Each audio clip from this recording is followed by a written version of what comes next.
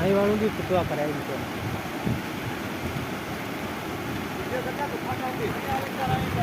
अपने नाम फेसबुक पर में